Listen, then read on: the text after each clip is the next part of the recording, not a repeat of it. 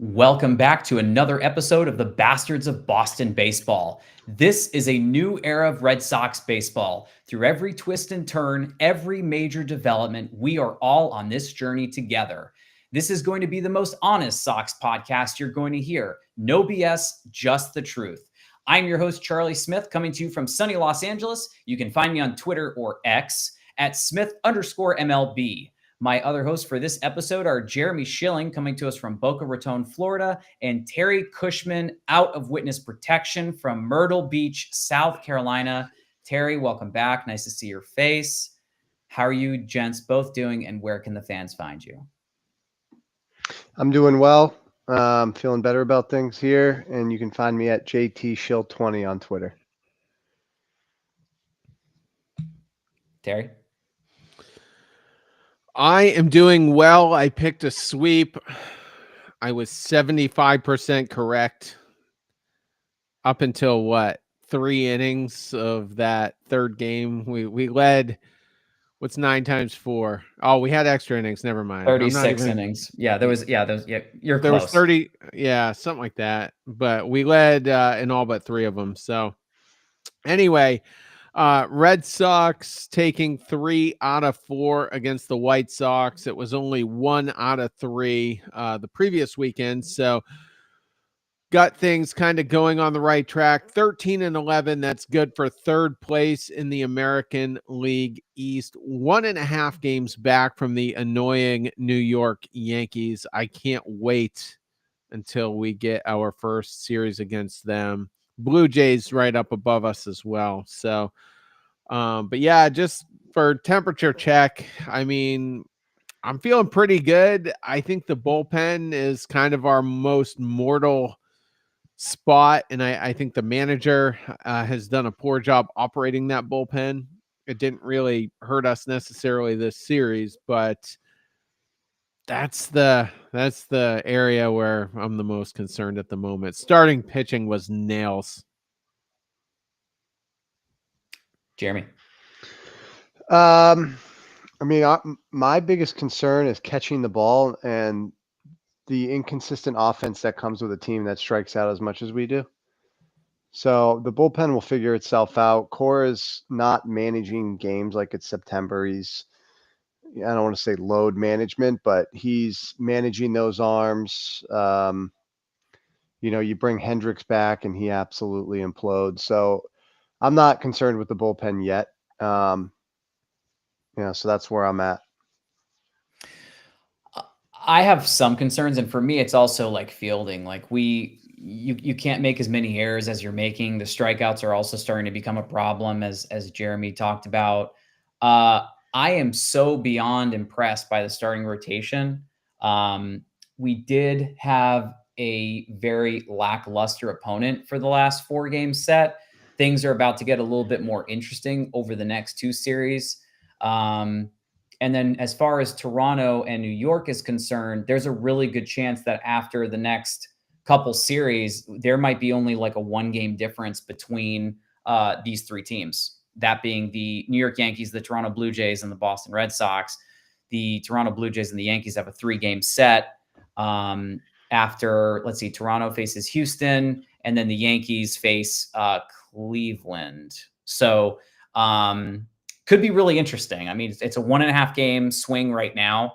But yeah, we have every reason to be excited. This team has every reason to perform. Yeah, I mean, you can't suck against sucky teams, and that's what was happening. And we got the Mariners next. They don't have a really scary offense. I think if our offense shows up, we should be okay. And they're coming all the way out east to play us. And I don't think the Guardians particularly have a scary offense either. And then looking ahead, middle of next week, we get a rematch against the Blue Jays, who we were awful against. I think we won 1 out of 4. So, not a real, we're not going to be facing any juggernaut offenses. If we can just keep our offense on the tracks, you're getting very good production, from most of the guys in your lineup now. We're not going to talk about Jarren Duran tonight, but he did have a hit in every game. I think we're trending in a much better direction. Well, after a couple of kind of scary disasters that happened in the last series, and I think throughout the year, you need a feel good series, and like you mentioned, you can't do poorly against bad teams. And in one of the games, they blew the doors off. The other two were close, but you still pulled out wins. So that's really important. At the end of the day, a win is a win. And if you get them, obviously the team that gets the most, it's like a John Madden line. The team who gets the most wins does the best. So it's one of those things where we need to keep trending in that direction. It's really, really important that we keep our foot on the gas. Yeah, absolutely. Perfect. So with all due next moves, with our first stud, Terry, why don't you lead us off with who your stud was for this series? I don't know if this is real life or not, but I have to go with Trevor Story, who I've talked endless shit about for most of the season here. Hit a big 3-run shot to get the party started against Chicago in game 1 of the series. A 3-run shot off Martin Perez, drove in Devers and Bregman on that. And I don't really like Story hitting in the 4 or 5 spot because, I mean, historically, he just hasn't been very good for the last 4 or 5 years. And he's been injured a lot, obviously. So that's been a factor. But not a guy I want tasked with getting our best hitters across home plate, but he did an extremely effective job of that this series. I forgot to write the actual tallies, so let me do it on the fly here. 7 for 12 on the series. 7 runs batted in. He did hit another home run later on in game 1, so that was a 2 home run game. Drove in It a run was. today in the finale, and Only struck out once. Only struck out once. That's a great observation. And I'd like to see the walks go up there. 0 walks, so we haven't resolved that yet. But hitting 337 on the season and blowing away the expectations. Jeremy. Yeah, so the thing that I note is that how much better we are when he's good. I've been watching the Netflix documentary, and you hear the things about leadership and what Bregman's brought this year, the role that Ref Schneider plays, but Story's one of the leaders of this team. I was listening to the radio today, and or the game actually, and they were talking about him bringing the younger players together in the offseason. So he's invested in the roster. He's invested in the team.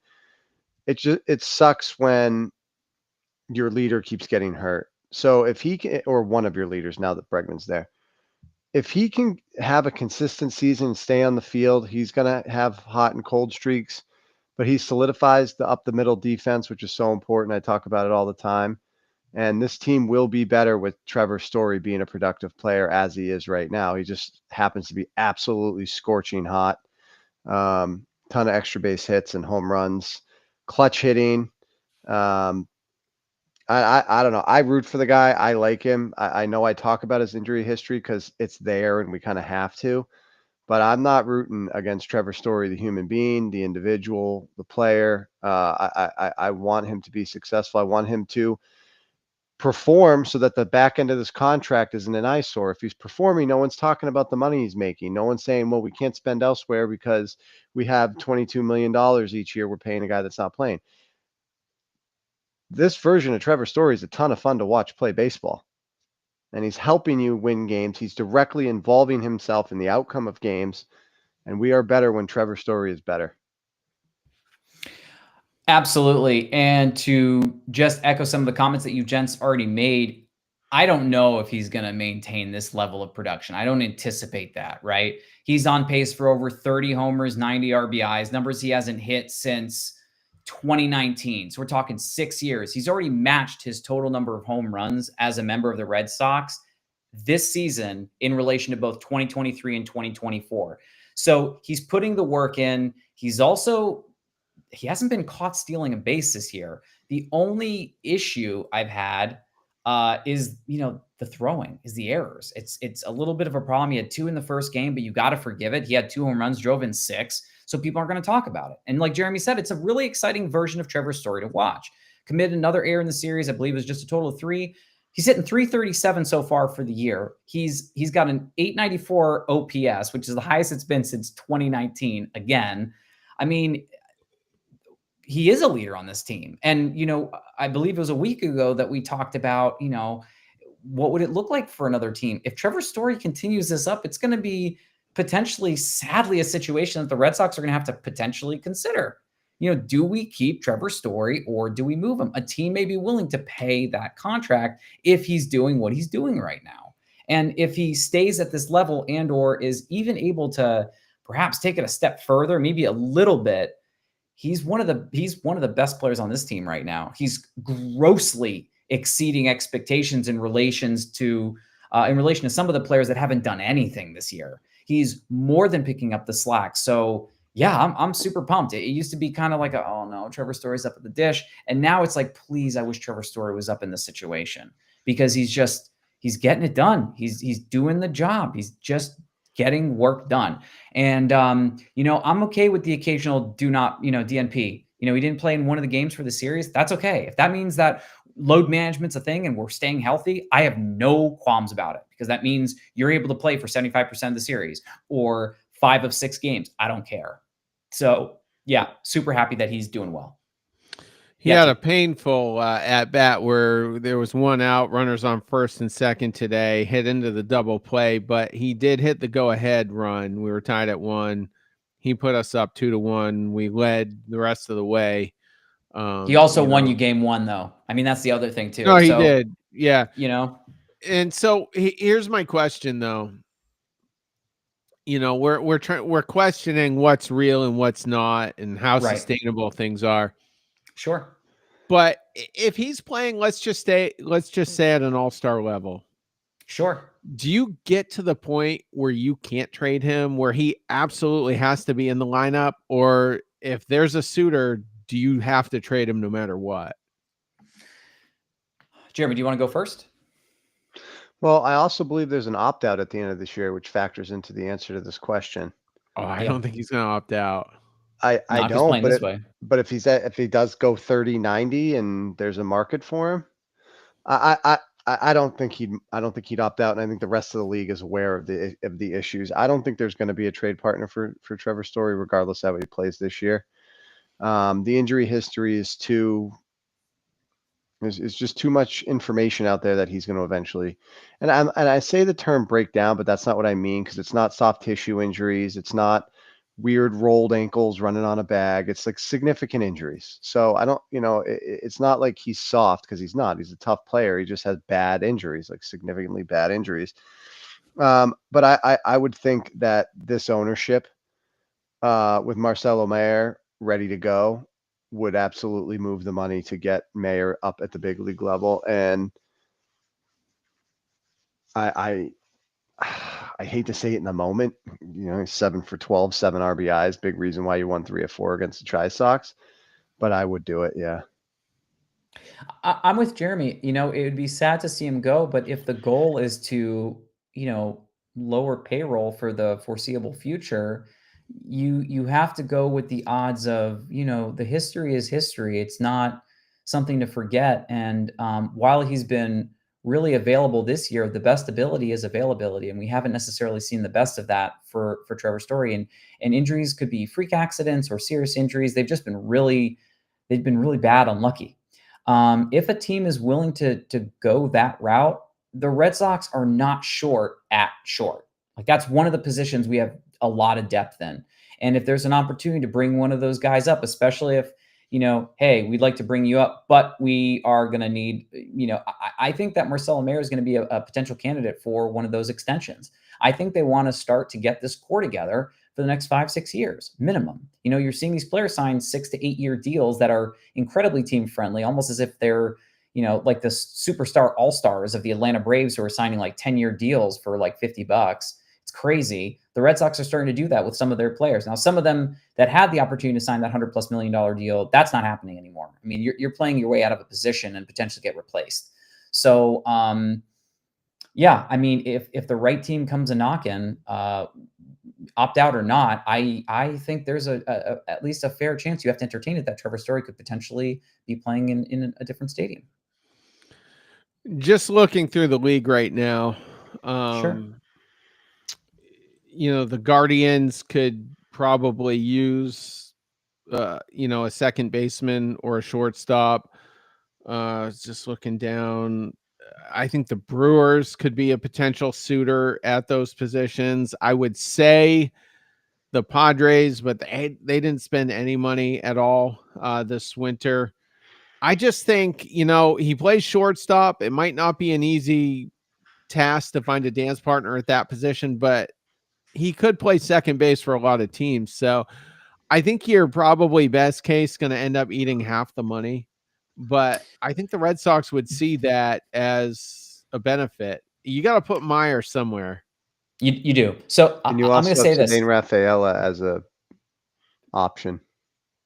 He's going to be that everyday platoon guy. He could potentially fill in until there's somebody else that goes there. But let me just ask you guys this question. In a league where you have Ellie De La Cruz, Corey Seager, Mookie Betts, Dansby Swanson, CJ Abrams is injured, Bobby Witt, Garrett Henderson. I know I'm missing a couple other names. Philly, Trey Turner. Who amongst those guys do you think has the most home runs and RBIs? And it doesn't have to be the same guy. Who do you think it is of all those names? Trevor I think Story. Story has the most Trevor RBIs. Story Trevor Story actually has the most home runs. The most RBIs is, I think it's Ellie De La Cruz. I could be wrong.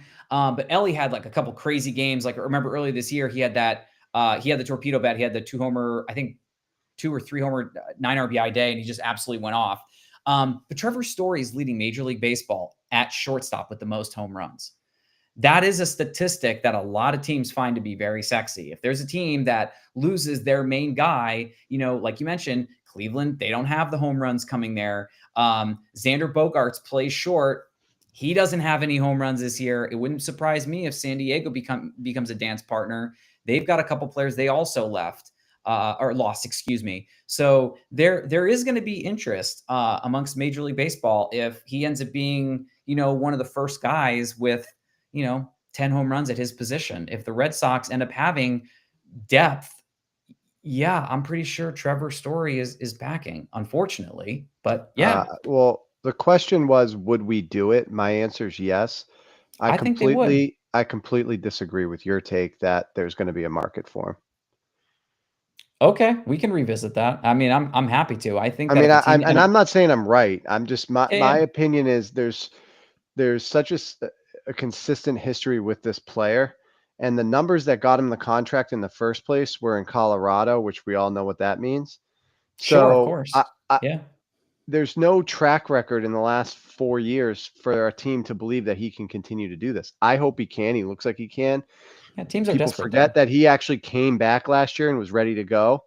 Yeah, we weren't in it, so they then backed him back down. But like for me, he gets all the credit in the world for coming back last year. And he's in tremendous shape. He's come out. He's been one of our most consistent players, top to bottom. Yeah. But I say this all the time, Charlie. I know you've heard me say this. It only takes one dumb team. I just don't think with this player, with this contract, the 3 years remaining on the deal, there's going to be a market for him. And I could be wrong, I mean, I just think that there could be a potential team that gets desperate and they hit the panic button and that ends up having Trevor Story's face on it. Terry, anything you want to? Yeah, I'm just looking. I mean, like I said, we're questioning what real life is with him right now, but one of his better years, I guess his best year was 2018, 37 home runs, 108 driven in. The next year, 35 home runs, only 85. I don't know if he becomes a 3,100 guy. Let's just put that there. Sure. I don't know. I mean, that's the best year of his career. I don't think the crazy thing here is you can't really put him in the witness protection program like you have with Yoshida. You can't do it. So you're going to have to find a dance partner. You're probably not going to have a ton of leverage. And I think that's where we're at. But it sounds like, based on the original question, according to the three of us, there's no scenario whatsoever that Trevor Story is untouchable. No. No. No. Okay. Nope. No. Well, all right. I mean, it's been fun to watch. I still wince when I see him in the 4 or 5 spot, but he's making it work. He But also that's more of a Cassis issue, Terry. That's become necessary only because Cassis is an absolute stop sign right now and is offering you absolutely nothing. And look, I promised myself that I would not come on here and just rip Cassis apart, so I'm not going to do it. If you're listening, you know my position on the player. But Trevor Story hitting cleanup is not the preseason plan. That has become necessary because of how bad Cassis is. So that, to me, that's the story. It's Trevor Story being able to say, yeah, I'll go take the pressure of hitting cleanup and delivering should be this. If you want to take it that way, Story's being asked to do something he was told he wasn't going to have to do, and he's thriving. That's my position on that. Not to cut you off. Sorry. I think you're a little ways away from Campbell being that guy, but I think Campbell could eventually be that guy. 100%. So that's one. Abreu could potentially be that guy at times as well, depending on the starting pitcher. So I think there are options, but it's just, I think Ref Schneider could do it against lefties. well, he has for the past few years. So yeah, there's options there. Yeah, we'll see. Jeremy, who was your stud for the series? Rob Refschneider. 4 for 8, 2 RBIs. One of them was a home run in the finale that got us back even and kind of started the offense for a very, very, very brief period of time. Capable defender. He's hitting 350 on the year. He doesn't have a ton of at bats. I think he scored 3 runs, the home run today.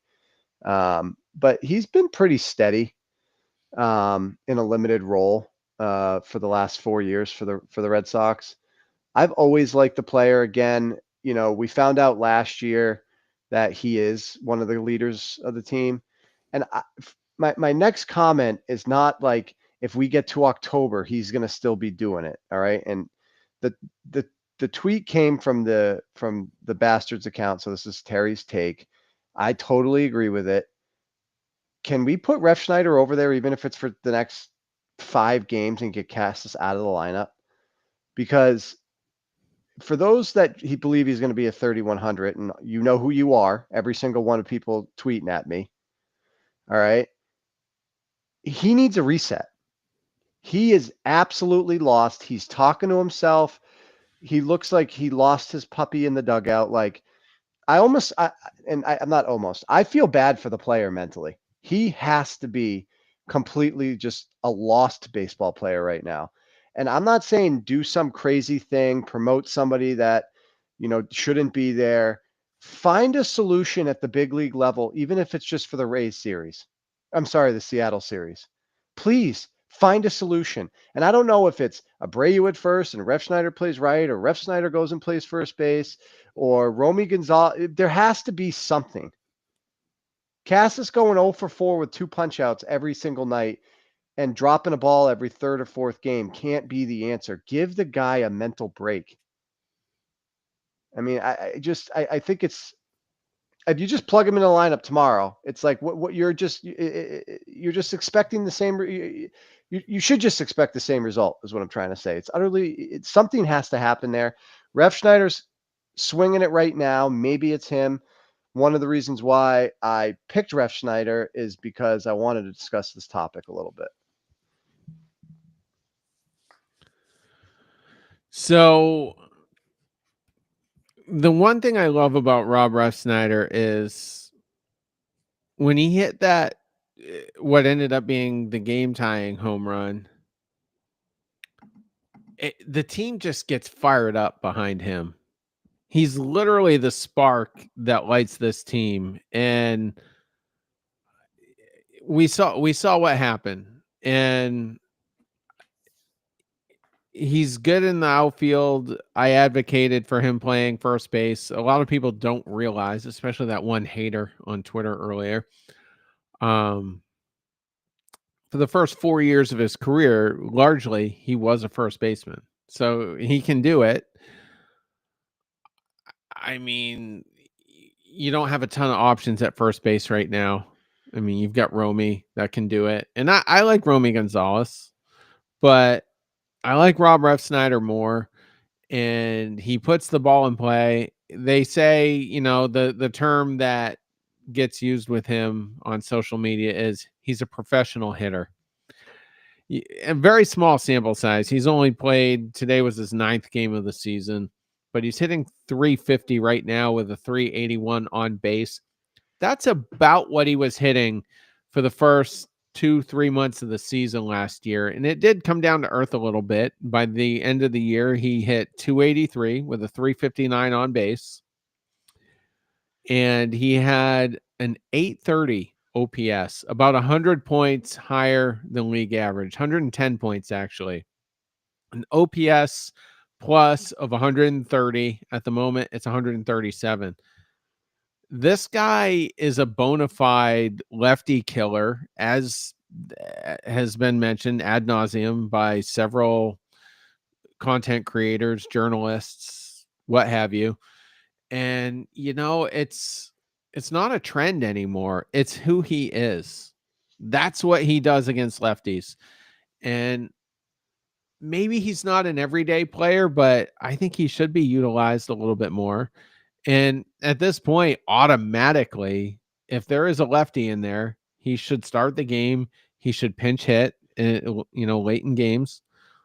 And good things happen when Rob Refsnyder is in the baseball game.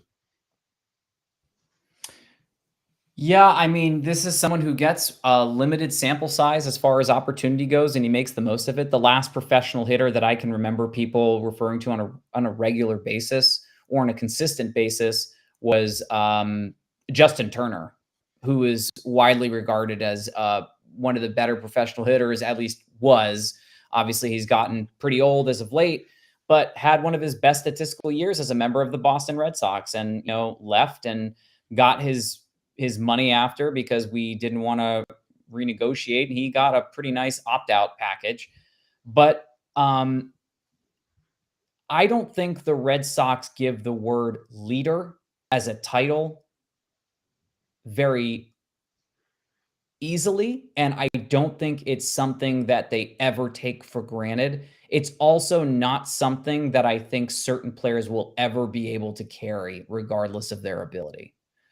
So Tristan Casas could potentially be, a power hitter maybe in the future. He's got to hit for power. I don't know if anyone would ever be able to look at him and say he's the leader that this team needs. Rob Refsnyder can fill that gap. And as you mentioned, against lefties, he gets the job done. I don't ever find myself booing Rob Refsnyder. I do find myself going, oh boy, when Casas comes up to the plate for multiple reasons that Jeremy had already brought up. You can't continue to, what's the definition of insanity? Doing the same thing over and over again, expecting a different outcome.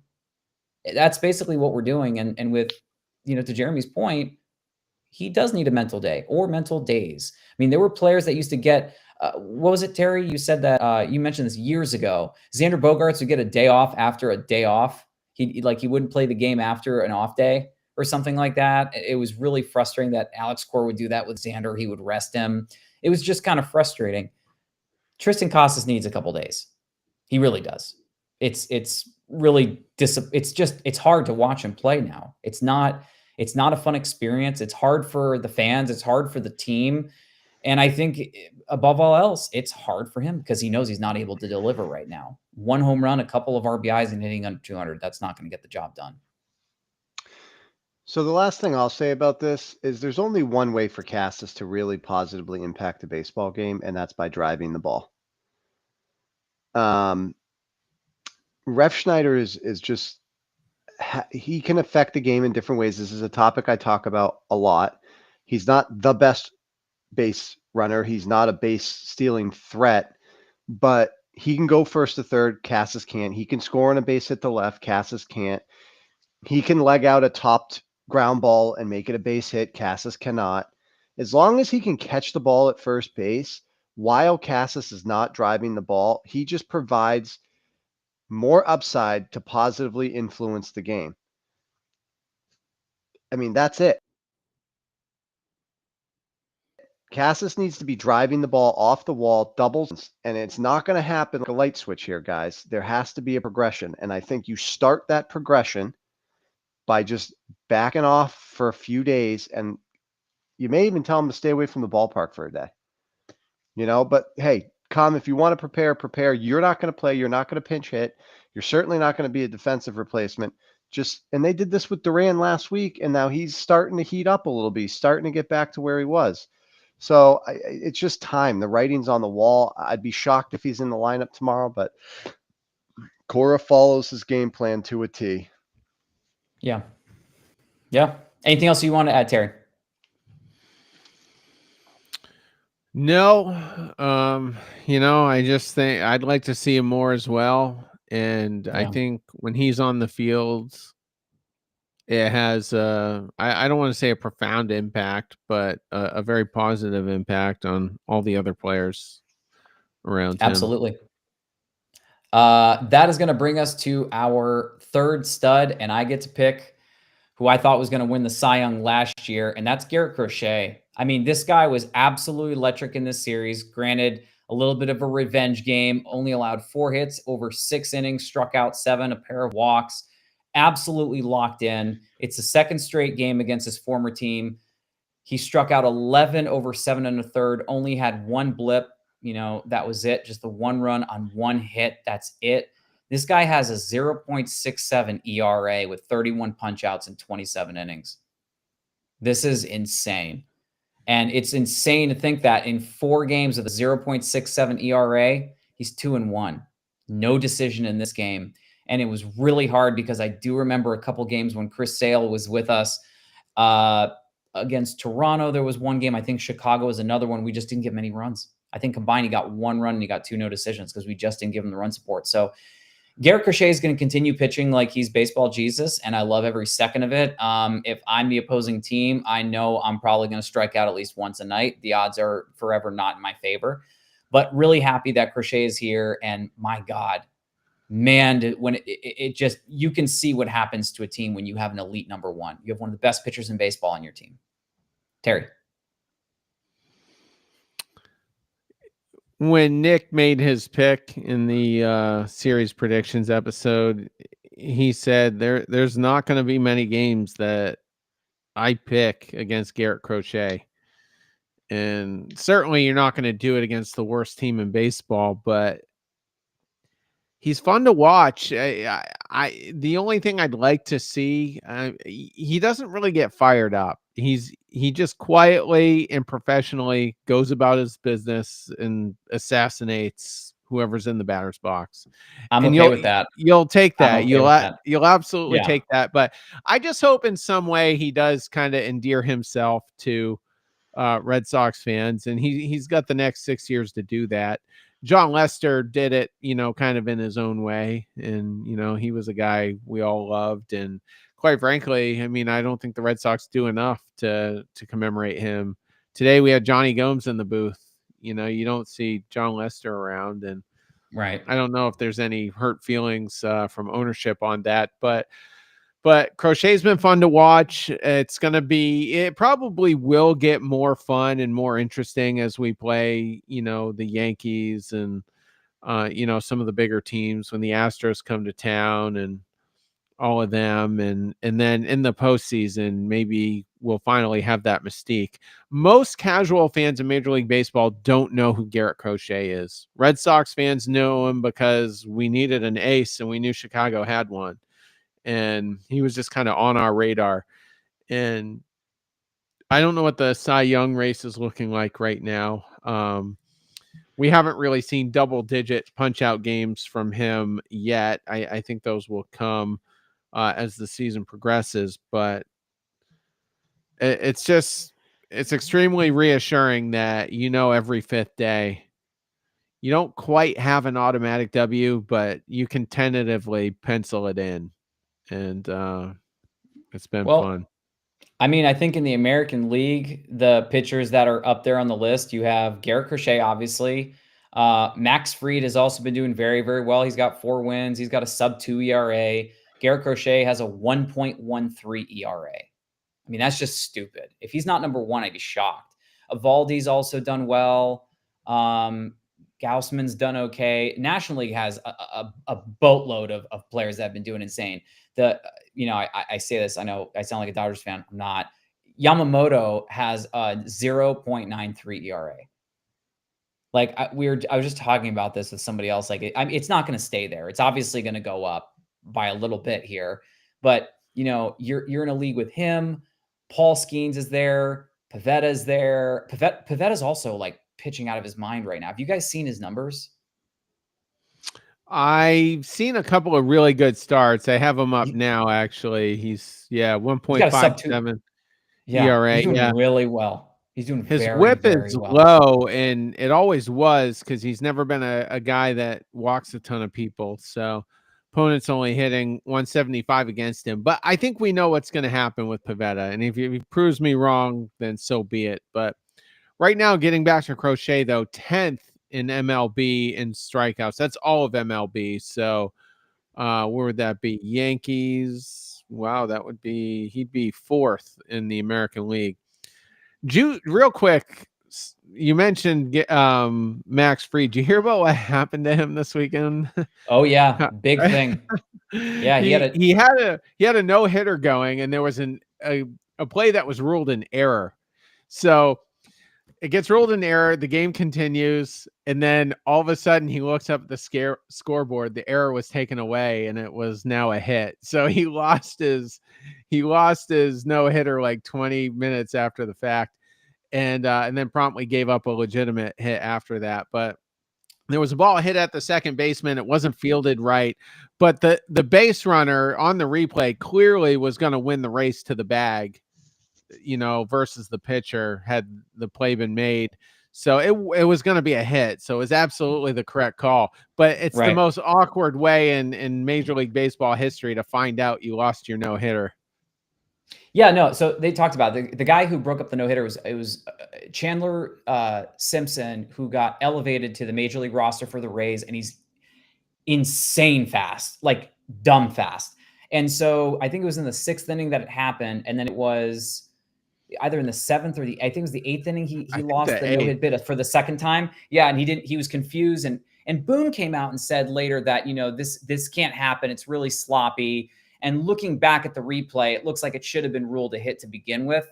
So it was like this false sense of reality that was created for the Yankees. But it's Max Fried. The guy got the bag thrown at him, and he's going to absolutely shove this year. So yeah, at the end of the day, he's going to do something like this again at least once this year. So I wouldn't be surprised if he's able to get close. No surprise that one, and then the Padres Judge home run. Oh, no, okay. Did you see the Padres one? That was scary. Luis Ariz ended up colliding with Mauricio Dubon, and that was bad. He like lights out on the field. Concussion protocol now, yeah. Right. Yeah, so he left and then ended up joining the team after for the win, but we're kind of getting a little bit off topic. Wonky weekend. Very wonky indeed. Anything else you guys want to add on Crochet? Well, the number 1 stud I think we did not have listed in our group, Walker Buehler, man. Walker Buehler absolutely went off. 9 strikeouts. I think it was 6 or 7 innings of work. 7. Only allowed 1. Yeah. He allowed 1 earned run. Absolutely hauled. My dog is trying to get into the room. So yeah, this is why you give this guy 20 plus million to come be here. You lose Pivetta, who's absolutely lighting it up, and you upgrade with Walker Buehler. I'm okay with it. I love Walker Buehler's presence in the clubhouse. This is a guy who has World Series championship pedigree. We're not hurting. So super happy he was here. Anything else you guys want to add for him specifically? Yeah, he was the number 2 guy. that I wanted. You needed a 1 and you needed a 2, and I had him slotted into the 2 hole. I wouldn't have been happy if we put all the eggs in his basket and he came in as the number 1, but it worked out perfectly. And he got off to a rough start, but he's really, really reined it in. The strikeouts have ticked up. He's going deeper in the games. The ERA is coming down to earth. It was 8 or 9 something. Now it's like 4.93. Doesn't look great on paper, but it's trending sharply the right way. And I put the Boston Red Sox in the World Series. You don't get there without Walker Buehler being your number 2 pitcher. It just doesn't happen. So when he got off to that bad start, I'm thinking, man, how do you get there? I mean, it's nice to see Richard Fitz pitching well and a couple other guys that have been getting spot starts, but you need Walker Buehler to be essentially Walker Buehler. And he's throws a lot of sliders. I think he's been messing with a sinker and kind of I guess reinventing himself in a way. And 31 years old, man, I'm so excited that he's on the Boston Red Sox. I picked him to win the Cy Young probably 2 or 3 times. He never did. I mean, he had some great seasons. He's historically been a great postseason pitcher, which is what we're going to need if we get there. But to see him go 7 innings today, 9 Ks, I don't know if we've had anyone hit 10 strikeouts yet off the top of my head, but Crochet. Has he? Crochet. Yeah, he struck out 11 against Chicago in his last start. He only allowed 1 run, 1 hit, and he went 7 1/3, struck out 11. I do believe he's the only one that I can remember. That was the no-hitter game for a while. It was a no-hitter. It was wild. Yeah. It was a really good game. I forgot about that. But anyway, yeah, I'm really thrilled to see it. I keep telling myself, I'm like, Walker Buehler is on the Boston Red Sox. That's just so cool. Yeah, I mean, I like the player. When he started slow, I took the position. I wasn't worried about him. He's in a contract year. He's going to pitch well. And I expect him, 2 or 3 is, I don't know if we need to get into an argument about where he slots in. He's going to be starting playoff games for you if we get there. Absolutely. Are there any other players that you guys want to specifically shout out in the series? One for sure. Campbell was 5 for 13. Yeah, Campbell was great. He also added 3 walks, so he was on base 8 times in the series. All 4 games, actually. All 4 games. I think that I saw during today, he's played in 22 games. He's been on base at least once in 21 of them. Yeah. So he's also hitting over 300 on the year. Like the Angels have a guy who rose the ranks, kind of like the Rangers, Wyatt Langford, who just blew through the minors. They had a guy who they drafted that year, Nolan Schanuel. Oh, I thought you were going to say Zach Neto. No, Zach Neto is the shortstop, but Nolan Schanuel had like a crazy on base like streak, like most consistent games where he had been on base in a row to start a major league season. Or there was a weird stat where they were reading it for him, and he's not going to blow anyone away with home runs or crazy batting average, but he draws a lot of walks and has incredible plate discipline. And that's something that we can't discount for Christian Campbell, who has 14 walks. He does have 21 strikeouts. So he's striking out, once, between 3 and 4 times every at bat, but you're drawing 14 walks. You're drawing a walk, 2 walks every 3 games. I'll take that. Absolutely. Yeah. Devers, let's see, 2 for bad at math, 2 for 10, which does not sound great, but he did draw 6 walks and had a very pivotal 3-run homer in the second game of the series. So seeing the ball really well. I'd like to see him obviously, driving it more, but we'll take that. Jarren Duran had a hit in every game. The one guy I want to really give props to, though, Hunter Dobbins. 6 innings pitched, only 3 hits, walked none, struck out 6. His 1 home run, I think that was a solo shot, if I'm not mistaken. But really good. If you pull up his baseball savant page, lots of red, just tons of red on that page. It's mostly with his off-speed stuff. So if he can get some life on his fastball, who knows what the ceiling is with this guy. But I'm intrigued. and I'm gonna put him ahead of Newcomb at this point on the depth chart. If there's an odd man out, I want it to be Newcomb. Bayo's going to be back this week. He's pitched okay in the minors. Right. Lucas Yep. Giolito says he's ready. The dude's been a mess, just walking a ton of people, giving up runs. I don't know, but Dobbins has been fun, and Fitz is actually closer to being back. So, throwing the ball, I mean, he's going to need 1 or 2 rehab starts, but Well, as far as Dobbins is concerned, like we weren't sure what to expect from him, and he ended up pitching in the game. He pitched in the blowout St. Louis game, and we thought, okay, cool, he's going to do well. This is a game where he's got obviously a boatload of run support, and then with Chicago, this is going to be a game where he shouldn't do poorly. It's Chicago. They're not intimidating. They only have a couple wins on the season, and I think aren't they the worst team in baseball right now as far as record is concerned? Aren't they like 4-14 or 4-15 or something? I think it's They're 5 now. Yeah, they're so bad. They're so bad. yeah, it's more of the same. Yep. Anything else that you want to add, Jeremy? Cool. All right, so let's bring it in over to our duds. Terry. Wow, I just combined both of your names. Terry, who did you have as your dud? Terry. Wow. I am going to go with Martin Perez, who pitched very well in the first series last weekend, but this weekend not so much. As I covered, Trevor Story kind of buried him. Put up 3 of the 5 runs that Perez gave up. It was a much different outing, and I can see why the White Sox would bring in a guy like Perez. He'll eat up some innings. You won't be blowing out other people's arms by having an innings eater like him in. But man, I can't think of a more mediocre pitcher that hung around for as many years as Perez has.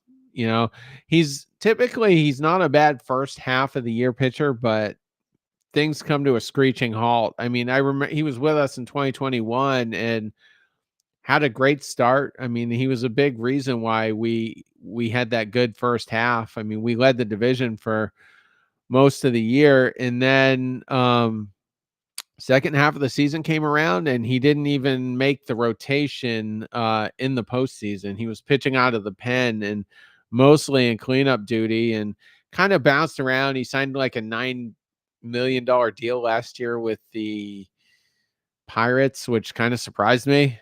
But now here he is with the White Sox, probably at the very end of his career, and the Red Sox tuned him up pretty good this time. Yeah. Jeremy? I had him as my stud last time, and I was commenting on how I couldn't understand how he was finding success because of where his stuff is, where he was at in his career. And I know he's a very likable player, but I'm sure he provides some leadership, veteran leadership on a very young roster that's trying to find their way. But this is what I expect when Martin Perez pitches, what happened in this series. So that's all I'd add.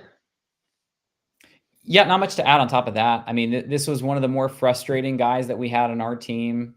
And when he left, it was, kind of, all right, cool. He's not going to go anywhere. Nothing's going to happen with him. And since he did leave the Red Sox, he was actually able to put together a couple of decent campaigns, that being 2022.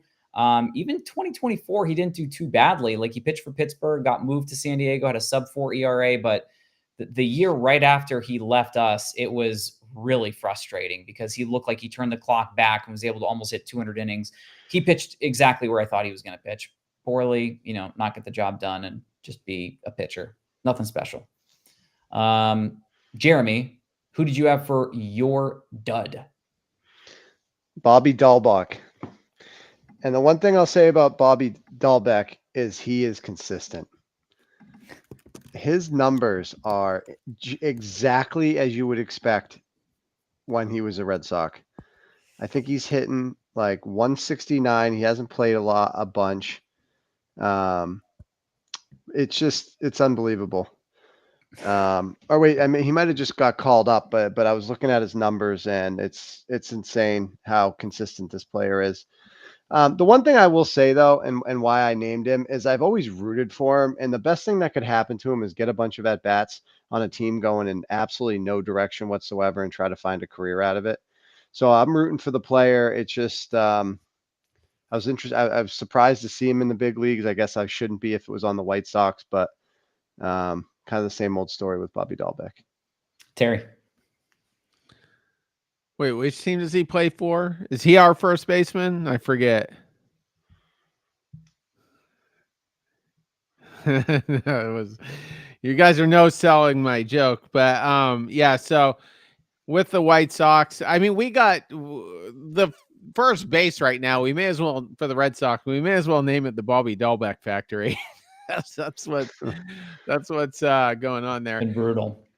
Yeah, but he's such a likable person. I wish Tristan Casas was as likable as Bobby Dahlbeck, but he's just not. And Dahlbeck is trying to make it work right now for the White Sox, trying to make it salvage his career. I think he honestly has to go overseas. Others have talked about it. That's not a unique take. Send him to Japan, Korea. The dude would be a god over there. But the last stop for anybody's career for the next 3 or 4 years would be the White Sox. And if you can't make it there, if you can't stay in that lineup, you got to do Not a something good else look. with your life, man. Yeah. Yeah, it's crazy to think about it. Back in 2021, he was a 25 home run guy, played 130 plus games, hit a little 250, excuse me.